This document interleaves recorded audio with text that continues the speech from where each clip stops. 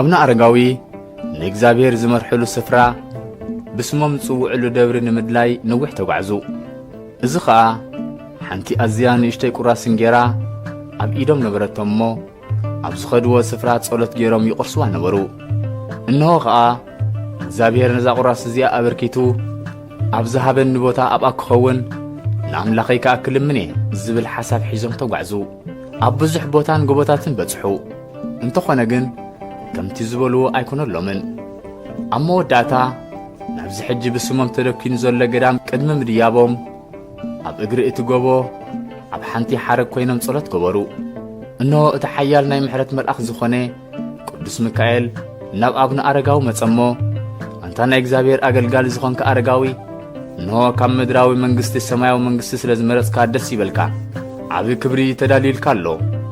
ሕጂ ኸዓ እግዚአብሔር ናብ ዝጎቦ እዚ ዘውፅኣካ ክሳዕ ዝልእኸልካ ቁርብ ተጸበ ኢልዎም ከደ። እዚ ነገር እዚ ምስ ሰምዑ ኣቡነ አረጋዊ ልቦም ተሃወኸ፣ መንፈሶም ከዓ ሓዘነ።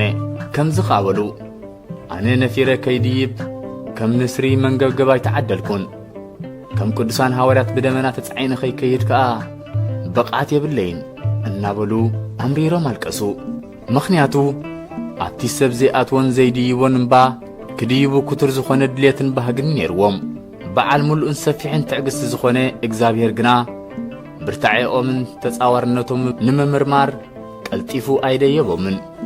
ብድሕሪ እዚ ከም ኣደን ከም ኣቦን ዘጸናንዖም ዝነበረ ቅዱስ ሚካኤል ተመሊሱ ንኻልኣይ ግዜ መጸ። ናይ እግዚአብሔር ፈታዊ ዝኾንከ አረጋዊ ኣጆኻ ኣይትፍራሕ፣ እንሆ ስልጣን ተዋሂቡካ ኣሎ። ሕጂ ኸዓ ሓደ ዓብ ገበል ክመጻካ እዩ፣ ኣብኡ ተጻዒንካ ድማ ናብቲ ዝባን ናይቲ እምባ ክድይብ ኢኻ ኢልዎም ከደ። እቲ ገበል ድማ ሰዓት 9 ንግሆ መጸ። በቲ ገበል ተጻዒኖም ከዓ ጉዕዞኦም ናብቲ ነዊሕ እምባ ጀመሩ። እንተኾነ እቲ ፈታኒ ዝኾነ ሰይጣን ብልሳን ሰብ ገይሩ ናብዚ እምባ ትድይብ ዘለኻ እንታይ ክትበልዕ ኢልካ ኢኻ? ኣብኡ ዝብላዕ ኮነ ዝስተ ነገር የለን፣ ኣብኡ ቀትሪ ፀሓይ ለይትኻ ቁሪ እዩ እናበለ ተዛረበ። ኣቡነ አረጋዊ ተኣዘዝካዮ ግበር፣ ንእግዚአብሔር ዝሰኣነ የለን ክብሉ መለስሉ። በዚ ሰዓት እዚ ኣቡነ አረጋዊ መታን ከይፈርሁ እቲ ገበል ኣብ ልዕሊኦም ሓደጋ ከይውርደሎምን ቅዱስ ሚካኤል ሰይፉ መሊሑ ኣብ ጎኖም ኮይኑ ይሕልዎም ነበረ።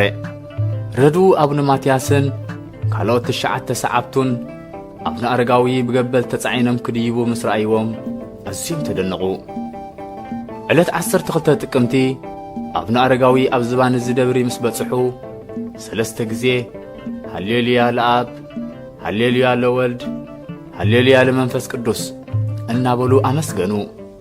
በዚ ኸዓ እዚ ደብሪ እዚ ደብሪ ሃሌሉያ ተባሂሉ ይጽዋዕ እዩ። ኣቡነ አረጋዊ ክሳብ ዚ ዕለት እዚ ብሰንበት ጥራዮም ዝምገቡ ዝነበሩ